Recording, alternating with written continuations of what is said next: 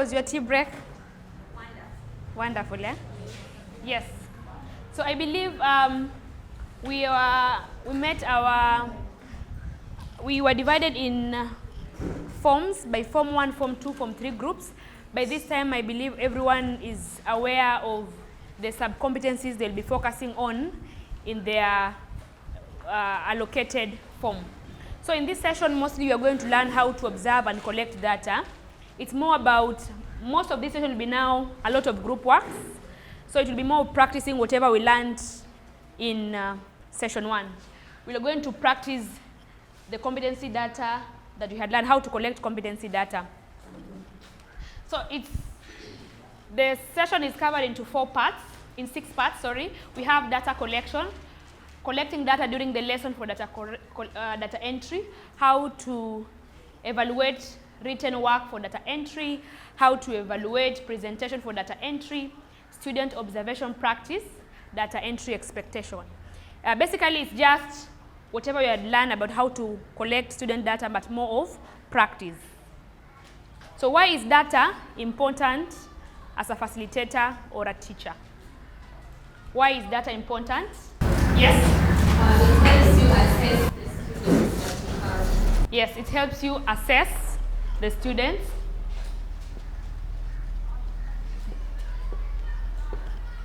Yes, Susan? Future references. For future reference, you're able to check whatever you had, future reference.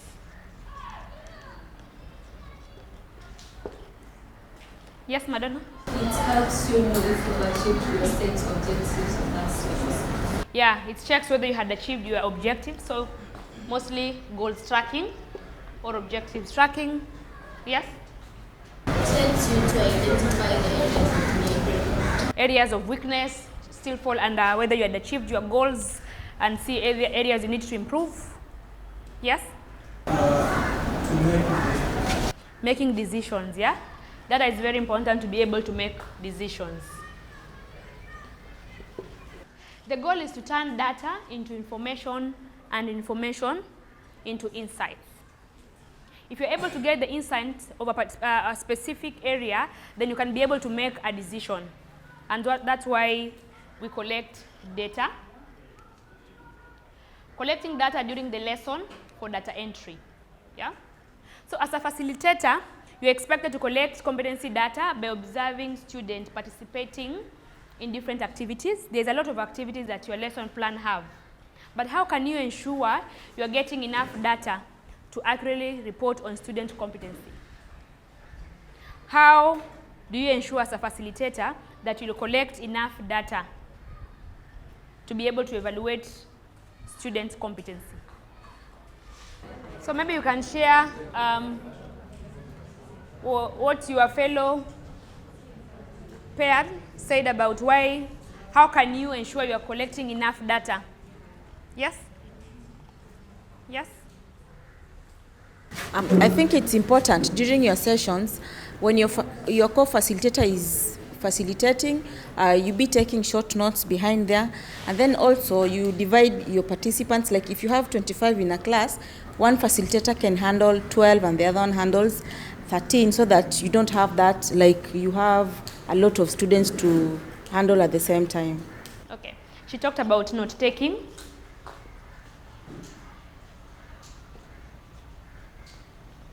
And she also mentioned about dividing students. Dividing students with your fellow co-facilitator. Another way you'll ensure you collect in yes? Review of materials. Yeah. Which materials? The materials that we use to collect data and the students' activity packets. You review the lesson plans that you have. Review lesson plans. You plan, yes? To check on the activity packets, they're really useful and they get to help you know and know how to engage, to gauge the students well. Yes, how to get the student well. That will still fall under review lesson plans and materials to just make sure that all the activities that your students are expected to do, you are very familiar with. Yes, Munira, your hand was up. Make sure you observe all behaviors. If you mean observe all behaviors, what do you mean? Like don't overlook some behaviors that would help you in engaging that student. So make sure you at least observe all observable behaviors. So you should make sure you're observing. Don't be in a class and you are active on your phone. A lot of things will go when you're not even keen enough. So make sure that you continuously observe. Yes, Hussein? I'd say that by observing, by observation, you need to be keen to the details. Yeah, be keen Very to keen, yes. the details. Okay? Any other ways? Yes? Consistent in recording your data will fall under note taking. Any other person, how will you ensure you effectively collect data during a lesson?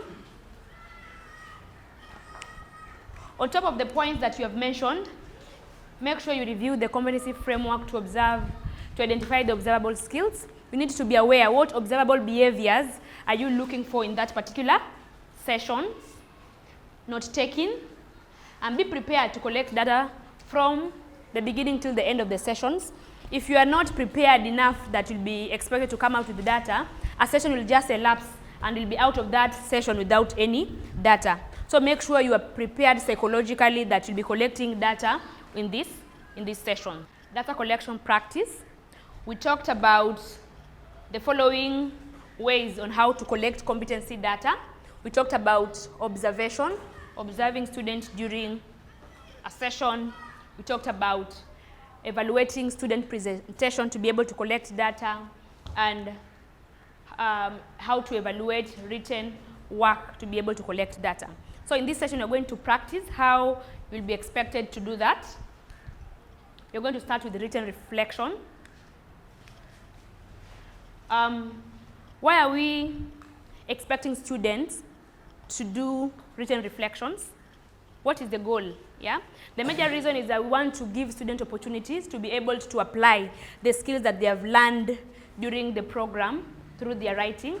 We are giving them real-life scenarios on how they will act whenever they are faced in certain circumstances or situations. That's the main reason why we give student written reflection work. We talked about a rubric that will enable you as a facilitator to evaluate student written work. So this is a prompt in one of our lessons plans that talks about gender stereotype. I'll issue the lesson plan and we are going to read through together what the lesson plan is about. Yeah. So you can issue one, and you can just go straight to the place where it's written, evaluate. So that session plan talks about gender stereotype, yeah? And there's now part of that lesson plan that, yes, that part where it has been written reflection prompt. So these are the kind of prompts you'll be finding in your lesson plans. And if you skip this part, you'll find yourself that you don't have data. And at the end of the day, we'll be expecting you to provide us written reflection data. So maybe someone can read for us in your, it's the same thing, this is just a projection. What is the question? The question one? Yes? What is one stereotype you want to stop encouraging? How will you do that? Yes. So that is a question that has been addressed to the student, yeah? And read the second part still, the scenario one, the first scenario. Your sister performed very well in science and maths in her KCPE. She has been offered a scholarship for the holiday break to study science, technology, engineering, and maths at Alliance. Your family does not support her going away for the break and believes that she should stay at home and help the family. As her sibling, what would you say to your family? Yes. Now that is a question that has been posted to a student. The student has been given a scenario. Then the student has now been tasked with the task of now what will the student tell their family about that particular scenario. Another person to read for us scenario 2. Yes? Your friend Ahmed has been approached by a group of boys who have been stealing and harassing members of the community. Ahmed comes from a very poor family and the group of boys has told him that he can make enough money to keep his family fed. They have also told him that true men are strong and use violence to get what they need for their families. What will you tell your friend? Yeah, that is also another part where the student now has been tasked. Yeah, you can imagine if a student tell you that you just continue, just check with violence. Has the student understood whatever you were talking about gender stereotypes? No. Yeah. So these written reflection prompts, we should be on the lookout of them. Kindly don't skip them, because at the end of the day, you won't have data to present to us. So that particular lesson is gender stereotype, and we say that a rubric helps us to assess a specific situations. So we have a rubric that will enable us to evaluate it. So let's evenly distribute them. Let's not take them individually. I think they are not enough. So on top of the rubric, there's a place that has been written gender stereotype rubric. You can't use this rubric to teach about sexual reproduction, or so it's specific for that scenario that has been given. Yeah. So we can divide ourselves into a group of five team members. Extras. Yeah. So the two scenarios that we had read together. This is a rubric. First, I'll just want you to take some time and review the rubric together as a team. And you'll answer the question, how does the rubric help you evaluate student competency? Yeah, so maybe a group can share to us, how does the rubric help you evaluate student competency? It helps us know their level of competency, kama ako kwa the beginners level, ama developing, ama proficient. Proficient, yeah. It helps us to identify which level the student is at. Any other group? This team? What we discussed is that it has just been explained, like based on the answer that the student gave, the students gave, you'll just be able to know whether the student understood it or they did not get the stereotypes well. Oh, didn't get the stereotype well. Another group? We use it as a form of evaluation. Yeah, in evaluating. So we'll be looking at the responses, then we will be checking if they align with the competencies or the sub-competencies. Then we can be able to gauge them if respect was demonstrated or the students captured that in any way. Yeah, so for evaluation. Okay, so can anyone tell us how does this rubric tie up to a competency framework? How does the gender stereotype rubric relates to our competency framework? Yes, Precious? We see that this rubric relates to the competency framework in that, as we saw Dani shared earlier in the morning, we had all the skills that they were set to achieve each session. So through this, you can see their skills on social awareness and on communication. In this particular case, we had written communication that we were checking on. Yes. So she talked about a written communication that has been tested and a written communication. Any other sub-competency that you are tracing and you can tie it up to a competency that we have? Any sub-competency that you can be able to check? Everyone is going through their competency framework. Yeah, it's okay. Just, yes, Raphael? Okay, from this topic, gender stereotype, there is an aspect of social awareness, and from what the student writes in the written reflection as an answer, you're able to determine where to grade them. Maybe using the kind of words they are using when they are writing, or the kind of tone in their written reflection. And which competency is social awareness? Emotional intelligence. Yes. Emotional intelligence. Emotional intelligence, yeah. So we have identified emotional intelligence and social awareness. We also have identified written communication and communication. Any other? And there's also an aspect of responsibility, which is a competency on its own, yeah. So what I'll need you to do, in the same groups but now individually, you can space out a little bit, kidogo. In the same group but now you space out a bit. I'll share with you a sample of a student written work, not in groups, individually. Then you'll be able to evaluate We said in this session you are practicing how to evaluate student written work. So take like 5 minutes, and I would like you to give a score using the rubric that you have. You have the question. If you have forgotten the written reflection, kindly go through it and know what the question was talking about. Then use the rubric to evaluate and give each student, the student, a score. So I'll give you 5 minutes to do that. I'll want a representative in each group. If you can hear me, snap once. If you can hear me, snap twice. Yes. So maybe we can start with which student? Who has Zuleha? And what we should know, every group have a different student. So whatever that Juliet will be presenting is for their own student, not your student. I just want them to know what concept they use to rate the student. For Zulekha, in matters of respect, the sub-competency was social awareness, and we rated her at novice. There were aspects of understanding what gender stereotypes means, and she also showed respect in one response, and also in empathy, we rated her at developing, because in two reflections, she puts herself in the shoes of the women, and also advises and demonstrates the understanding of gender stereotypes or biases. You gave them developing. Okay. Give them. We gave her a 3, okay. And in bias, we were in between novice and developing. Yeah. But in one, okay, we are going to go with novice because there was one written reflection where she identified the biases and the gender stereotypes in the first and second scenario, but mostly in the first scenario. And in focus and details, we gave her a novice. Her grammar was not that clear, but though her message, the main ideas were put into place, but there was need for improvement. And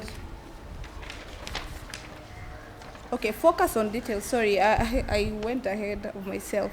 So focus on details, we gave her a novice too, and grammar we also we gave her a novice, and delivering high quality work. Also we gave her a novice. Okay. Yeah. And were your scores different? Like when you came together, did you find that everyone had different score, or how was the scoring from individually? Scores were almost similar, but also slightly different. But they were in between novice and developing. Between novice and developing? Okay. Yes. This group, one person to present to us.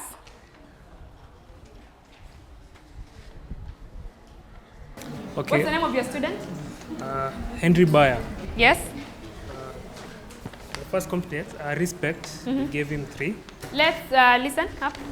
We gave him 3 because in the first response and the second response, we saw that he was socially aware. A bit louder, please. The first response and the second response, we saw that he was socially aware of the stereotypes and all that.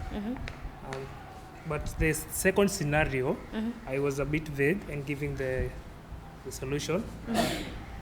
Also on empathy we gave him 3. Because the first response, he seemed to understand, he seemed to give more details as to why men should express their emotion.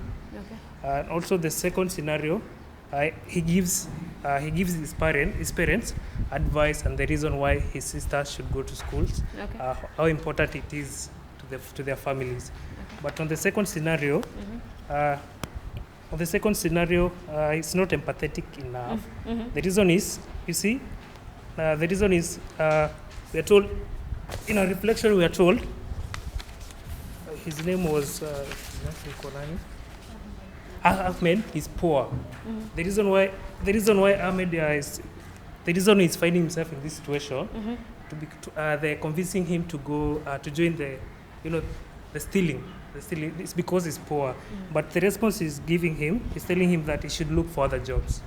Instead of giving what kind of jobs, it should be in details. He should start selling my eyes and all that.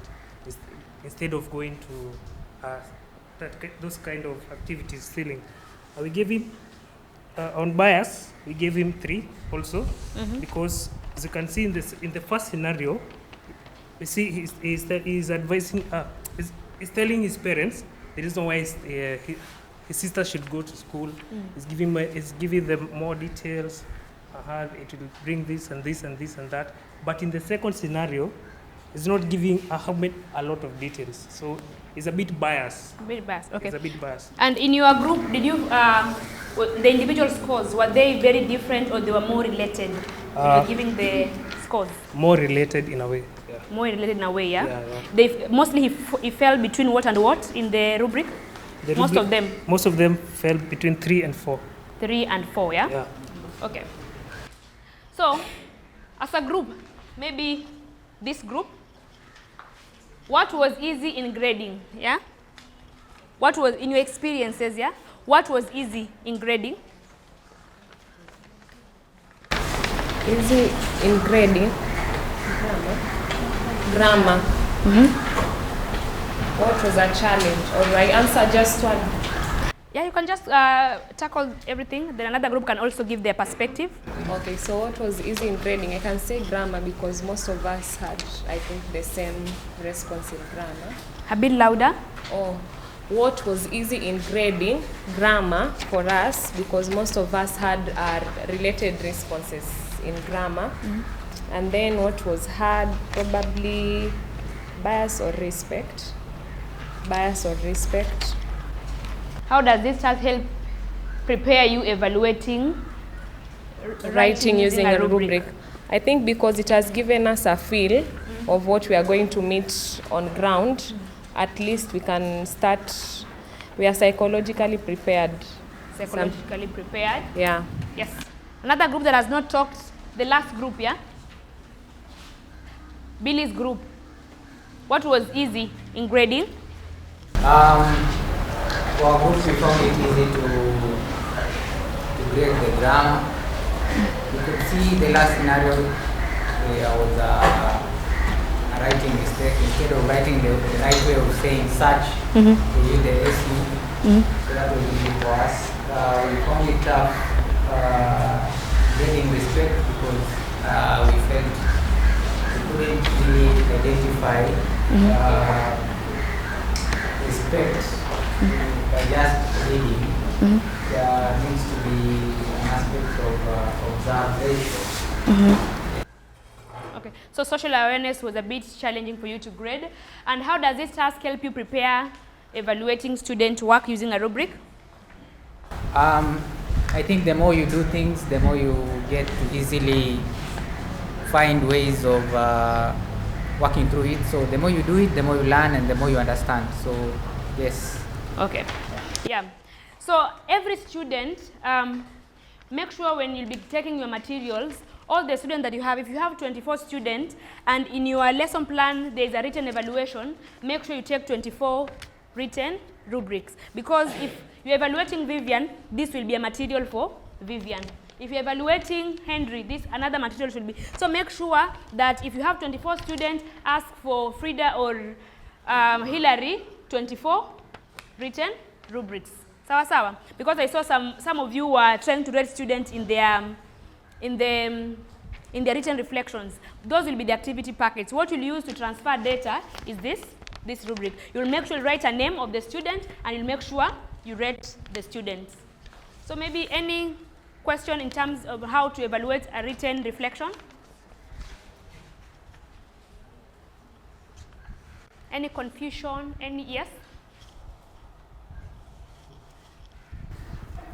Just as I mentioned, trying to find how we get the skill of respect in a written reflection. Maybe if there's something you can touch on that so that we can, if we get a rubric like this in class, how do we go around it? Okay, so according to their group, rating, social awareness, and respect was a bit of a challenge. Let's look let's read whatever the rubric is saying, whether it is guiding us. Isaac, read for us, beginner. Beginner does not demonstrate respect for others in the scenarios and does not demonstrate their understanding of gender stereotypes or biases. Yeah. So there's an aspect of when you're reading the scenario, does it come out clearly? in terms of whether they're understanding the gender stereotype or it's not very clear. And what I know is that yes, some sub-competency are more difficult to get than others. Like they said, grammar it is easy. Instead of just writing search, there was a grammar issue, yeah? So it's some a bit easier than the others, but just make sure yourself you understand what does it mean to be socially aware. And reading through the rubric will really help. When I was going around, some of you were a bit lost in the beginning because you are not very familiar with the written rubric. With more practice, with more preparation in terms of being familiar with the rubric, you'll be able to understand whatever is going to assist you to be able to grade. And yes, it's true, some are just straightforward. Grammar is a spelling mistake, you know this is an issue. But others, you have to be more understanding yourself on what sub-competency is talking about for you to be able to grade. Sawa sawa? Yes. So yes, that was about a practice on written reflection. We can go in our sitting arrangement. So the goal of, we are in the second part on how to collect student competency data. We are in how to evaluate student presentation. We have tackled about evaluating student written work. The main goal on why we give students an opportunity to do a presentation, we want to give them an opportunity for them to demonstrate communication competencies, for them to apply other competencies that they have learned. Because, for example, they're talking about, they're presenting, assuming about gender stereotype. When they're presenting, are they able to understand what is the meaning of gender stereotype? So this is just an opportunity for us to be able to see whether the students are able to understand, but basically communication competency come very easy during presentations. So there is also a rubric that you also use to be able to evaluate student presentation, and that is the rubric now I also want us to look at, yeah? And without going into too much of group disarrangement, because there will be an activity that we'll do individually, in the same how you have seated, just going through the presentation rubric and familiarizing yourself with it. So the rubric is about dramatic reading. We are going to watch a video. Individually take some 2 minutes to look through your rubric, because you will now have a chance to evaluate student presentation, dramatic reading yourself. So just internalize the rubric so that when the video starts, you know whatever you are looking for. Shalom, come here. Yes, this is the end of me. It's over, I thought. When I got in, up to where he was, it took me enough courage. My dad showed me my friend's KCP mom. Wow, she did amazing, I exclaimed. I did hurt to myself that I did well, because whenever this friend of mine met her expectations, I also do. Through my heart, I beseech the Lord Almighty fervently, and then my dad asked me for my index number, something that made me gasp, and also made me turn pale like a corpse. While stammering, I told him my index. It took a while for it to load, and then a few minutes later, boom, my results were out. During the loading time, I was outside, really begging God to make my marks pleasing. My dad summoned me for me again, but this time, I sensed a lot of anger in his aura. Lord, start preparing my place up there. I thought to myself. As I got back in and saw my dad, I was motionless. His fiery eyes glued to mine, my worried eyes. I think I almost peed in myself. I rushed to his side and took the phone. My results, the one that I saw, made my eyes pop out of their sockets. I was speechless. I looked at my dad, who was visibly fuming up. Are you pleased with your marks? After all these sacrifices I've made, you still give me this. You aren't, he said. That time, I was sitting standing in the corner, sobbing, thinking of myself, of what my father called me, a damn failure. My sister came and tried to embrace me. I pushed her away and told her to leave me alone. That day, my dad made me replaced the love I had for him with hate. The darkness, I replaced it with his light. My mother later came and calmed me down, telling me to ignore everything that my dad said. She told me, my dear, do not let this interfere with your memory when you embark on your studies or go to high school. Ignore him and focus so that you can disapprove him of what he said. According to me, you've done your best. Congrats. I took it all in and promised my mom that I will do that for her. Thank you. Who would like to share with us how you have rated your the student? Anyone? Yes, Munira? Okay, delivery beginner. Tell us why. She was trying to deliver the content, but still she was stuck with the script, meaning if she had rehearsed or practiced, she could have delivered it more better. Organization and preparation, the presenter has prepared for the presentation, although she could benefit from additional practice, so it's a novice. It's a novice. Memorable moment, it's a... Which sub-competency were you assessing under that? The written communication. It was 3. Content. No, why? Why? Yeah, why are 3? The story, it's from her father. That's how I understood, and her grammar was, someone could understand what she was saying, and she was trying also to use correct words, the raising of voice, and trying to demonstrate what she had gone through. The content, it's 2. That's why.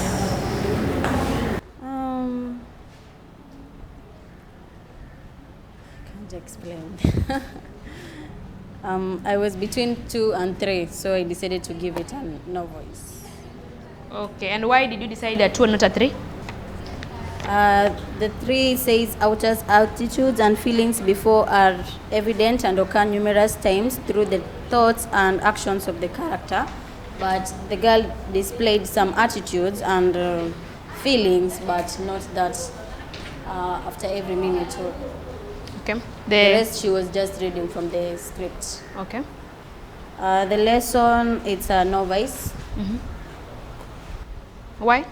The reader was trying to use direct statements from her script. Okay. Audibility, it's a 3. She had a good, she was audible and had a good pronunciation of words. Someone could easily understand what she was saying. And eye contact, I'll give it a 1 because she kept on sticking to the script. Yeah, thank you. So maybe another one, but quickly. Anyone who can now explain how they have rated their students? On delivery, I rated her 2 because she attempted to use voice to make the I could feel the tonal variation. She was trying to make it feel natural, but not all the time. There's some places she was reading directly. Organization and presentation, I wrote 2 because although she prepared, she could have benefited more because she was stuck on the, what is it called? Script. The script, yeah. So it shows she was not confident enough to do it without confirming. Memorable moment, I graded her at 3 because I felt the story was significant to her life. And then the content, I was torn between 2 and 3, but I graded her at 3 because the attitudes and feelings were coming out several times. And then on the lesson, I wrote 3 because she does not always show it like it wasn't showing clearly, but I could kind of get what she was trying to pass in some areas. Audibility, I graded at 4. We could at least hear everything she was saying all through. Eye contact, 1. There could be 1.5, maybe 1.5, but she was glued on the script at very few instances, though she gave glances to the class. Okay, thanks. So the rubric will always guide you, yeah? Before you rate a student, ask yourself, if, for example, it's about delivery, yeah? And it talks about delivery may convey some emotions and tone is appropriate on occasion, yeah? So make sure before you rate, ask yourself, does the description that come out of the rubric align with whatever presentation the student is conveying? And that's why in presentation, remember you are 2 of you, it is you and your co-facilitator. You can discuss, yeah? After students have presented, you can sit with your facilitator and now discuss before you rate a student. So this will always guide you when you are rating a student, and always make sure you familiarize yourself with it, yeah? I know at the moment we are a bit struggling because some of us, it's the first time we are seeing it, but during the lesson, it won't be the first time. It will be even the 3rd or 4th time because you'll have read through the rubric, you'll have understood when I talk about organization and preparation, what does the rubric say about that section, okay? Yes, so with more practice, it will be easier. We couldn't repeat it because of time that has been allocated. Yes, Henry? Yes, please. Looking at the rubric, discover that at beginner level, for content, beginner level and novice, they have the same explanation. Pardon? At content, under beginner, we have the directions there are similar to the novice program. And also, as the lesson, we also have similar directions. Yeah, for example, in content, it says direct statement indicate the author's feeling and attitude, and or some events are not necessarily significant. It's the same thing that is in novice. You saw that I'll mark it. There must be something that distinct them, and lesson 2, yeah? So the one that you receive in class, I'll make sure that it has been updated. Yeah. Any other question or clarification? Yes, Isaac? I'm seeing the total is 21 and there are like 7 rows. So when the maximum that he or she can get is supposed to be 28. Yeah, it's 28 because 1, 2, 3, 4, and there are 7. So it's 4 times 7, 28. Oh, this is so nice, guys. You are very attentive to details. Good. So we have discussed, we have practiced. Some people are laughing because they were not aware. They are seeing, they are like those ones who are in class. Someone is raising their hand, teacher, where is the graph paper? And you can't find a graph paper. So we have talked about evaluating student written reflection, and we have practiced it. We have also done evaluating student presentation. We are remaining with how do we observe effectively? How can we collect data effectively in a session? So observation is something that you're expected to do throughout the sessions. Anytime you're going to a session, prepare yourself to observe. When your facilitator is facilitating, be busy in observing. When there's any group activity, make sure you observe. And that's why we expect that you should be very busy taking notes when there's an activity, when someone else is facilitating. So observation helps us to observe student competency. What are they demonstrating? If I'm teaching a student about teamwork, are they in a group setup? Then they are the ones who are telling people like, you can be the one to do it. They don't want to take part in any activity. Kindly take notes in those kind of scenarios. So that is the goal of student observation. We want to be able to assess our student demonstrating these competencies. So we'll do an activity, and the activity we'll organize ourselves into 5 groups. In those groups, I like 4 people to act as students and 1 person to act as a facilitator. Yeah? This is an activity in Form 1 that talks about emotions. We want to know whether our students are aware of the emotions. So 1 person who will act as a facilitator will be actively observing. the following activities, yeah? So they'll be looking at the following emotions: anger, disgust, happiness, sadness, etc. And in the activity, the students should be describing the emotion in their own words. If you're talking about anger, how can you describe anger in a different word? The second point is, why do you feel this emotion? What is the purpose, yeah? You want to see, do you know the purpose of the emotions, yeah? And you also want to know different ways that the student can express that emotion, yeah? Any question in terms of the instructions? The facilitator will be observing, whoever will be the facilitator in that group of 5, will be observing the following sub-competency: verbal and active listening. That is the sub-competency we'll want you to observe. Another part will be self-management. Emotional intelligent, but specifically the sub-competency that you'll be observing is self-management. You'll want to know, are the students identifying correct emotions? Are they able to express, yeah? See anger na mtu analaf. Yeah, are they able to express correct emotions? So in groups of 5, we can arrange ourselves in the group of 5. I'll give you, let me see how many minutes. Exactly 10 minutes, yeah? Yeah, we had 6 facilitators, yeah, in the different groups. We want them to tell us what competencies were easy to observe, what competencies were challenging to observe, and how did this help them prepare to observe students during the entire program. Yeah? So we'll start with that group. Yes. The competencies that were easy for me were under communication.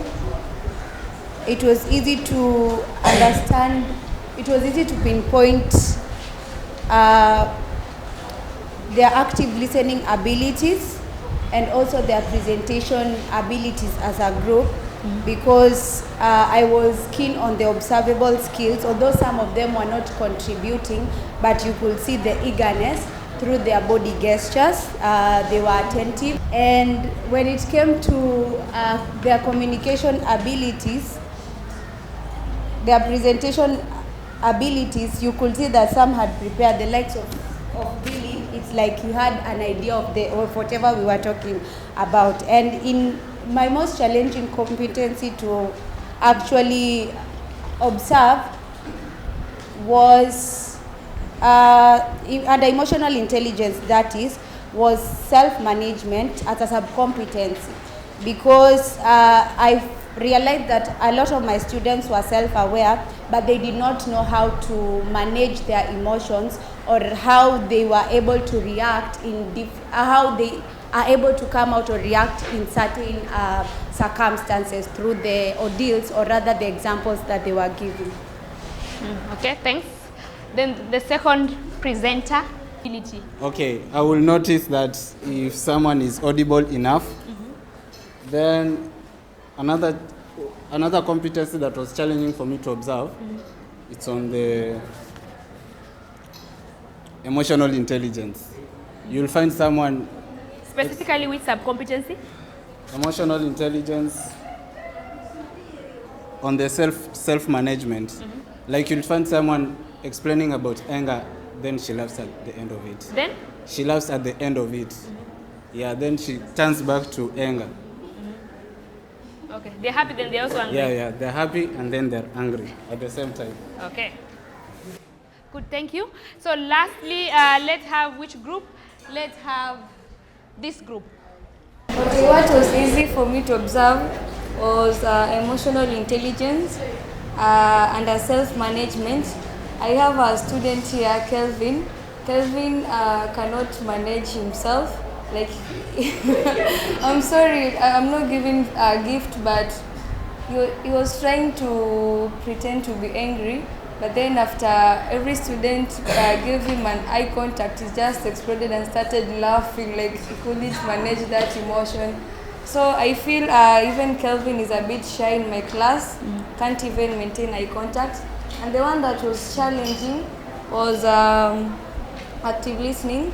So you find that when I was giving instructions, some students were, yes, they were listening, but I couldn't record while at the same time I'm giving instructions. I had to give the instructions, and then they were to go for the activity. So that time to account while the activity is still ongoing was a challenge for me. Okay, thank you. So I want us to, how do you observe active listening? Yeah, what are some of the things if someone does, you know this person is actively listening? Active listening is followed by someone nodding, someone sitting in a certain posture. If someone is like, ako hivi, wanasikiza hata. Yeah, so those are the things you should be able to be aware when you're observing. And first, I loved how I saw some of you were going through the observable behavior. Some of you had the competency framework, and they were going deep into self-management. Because if you're not keen, you'll be looking for social awareness. Yes, you are being asked to observe self-management. So it's very important for you to be able to review the competency framework, and feel free to carry it every day of your class. The first thing before you go to class, ask yourself, what sub-competency am I going to observe? It's written in the lesson plan. In that lesson plan you have, what are the sub-competencies that you are expected to observe? In that lesson, what is the, yeah, it is self. So every lesson plan that we have has that part where it has indicated which part, and if you go to class, you just make sure you have the competency framework, and now to look what are the observable behavior am I looking at to be able to observe the student. Yeah? So those were the 3 areas we were looking on how to collect competency data. We have just practiced how to do observation in actual class. After we have collected all these good data, good interesting data, where are we taking them? Because, yes? Yes, please? Yes.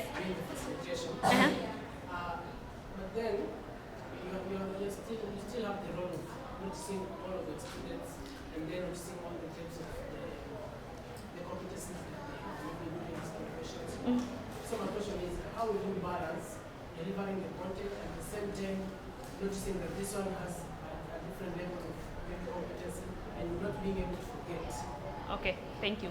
So who observed Daniel walking around when I was giving instruction or doing some facilitation?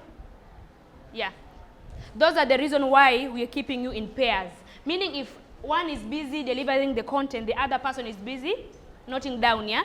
For example, you have divided 12 students amongst yourselves, but you have observed a student who is not in your list. Don't ignore that, it's still your student. At the end of the day, during the data day, you'll discuss, how did you see Cecilia in class? Yeah. She was dozing off. Yeah. Did you also see her? Yeah. Was she active listening? Was she, yeah? So, how you'll balance is because you are 2. We knew that it can be overwhelming for you to be able to give instructions. And that's why Daniel came in when he saw that I was delivering, to make sure that he goes into the group to assist. That is the reason why there is 2 facilitators in each group, so that you're not overwhelmed. Yeah? Yes. If there's no any other question, I'll go to data entry. Now that, it's okay, you can just say in your arrangements. After now you have collected all these notes, yeah? Let me just not ask what note have you collected, yeah? Because they're your own notes. Yeah, we'll not tell you, give us your sketches. So if you are writing your notes, don't be, so long you understand your notes, that's what is important. The problem will come if you don't understand your own notes. But please understand your own notes. Data entry, at the end of the day, we'll be expecting each facilitator to do a reflection of the day, yeah? You see that after every sessions, you see the mentoring team usually do something that they call debrief, yeah? They're able to reflect on the day, so that the next day they're able to do it better than the previous day. So you also expect each facilitators, at the end of the day, there's a Google form that will be shared with you in a group. Then you'll be expecting, in case you'll be reflecting, it has very few questions that will ask you, how was the previous session, and Nancy is always on that form. So kindly make sure you update it on a daily basis. Take 5 to 10 minutes at the end of the day. So it's a daily form that you're expected to fill in, yeah? So it is basically just to see, is there any challenges that you are facing at this session? Is there anything that you need the attention of Nancy to do? So that is one of the data that you'll be entering. And that is mostly for yourselves and now the facilitators. But on student data entry, we'll be expecting the written evaluations, and that's why I talked about make sure that you take enough rubric. If you have 24 students, 24 rubrics to allow you to record per student. We'll be also doing presentation evaluation. All the students, there's some instances whereby you'll find that it's a group presentation. You expect to evaluate each student, though based on those group presentations that you have done. Then there's a peer assessment, yeah? In those groups that you are grouped, I saw Hillary and the team were showing how the peer evaluation looks like and how you expected to do it. Then there's also the competency assessment end of the program. The competency assessment is now the note-taking. Those sub-competencies that have been prompted in all of your lessons, those are now the things that will assist you to be able now to rate the student. At the end of the day, when you'll be on the data day, you and the worker facilitator will sit side by side. If, for example, we are rating student about active listening, what are your notes on active listening? If you don't have any notes, then you'll now be doing guessing work. That's why we expect that every time, make sure you have something to do. Any question before I go to my favorite slide? Any question? Do you feel confident in terms of, especially the new facilitators? Any concerns that we have that you feel that needs to be addressed here? Yes? Yeah. So, the scenario, he or she notices that this student is maybe not answering questions. Then let's down. But at the same time, when the session is not going, all of a sudden the students start participating. So, what can he or she say about that student? Because at first the student was done, then all of a sudden the magic happens, he started to be active. So, what will do that? Yes. Any response? Yes? Okay, I think for when it is a presentation, you'll give the observation during that time for that presentation. But if it is on a daily basis, that's when you'll have now the final evaluation of these students. Because maybe at first they were shy and all that, but now in the long run, they all get used to it. So by day 5, you should have the overall observation. Do you feel answered? Yes. Any other question? Yeah. So I believe that all of us are par in terms of data collection. I believe we'll do a good work to be able to collect enough data. If there's any form of more clarification you'll need, I'm still here. You can always come and pop in and ask me any question that comes up along the way. But I believe that we are going to do an excellent work. So thank you very much for being wonderful students. Asanteni sana.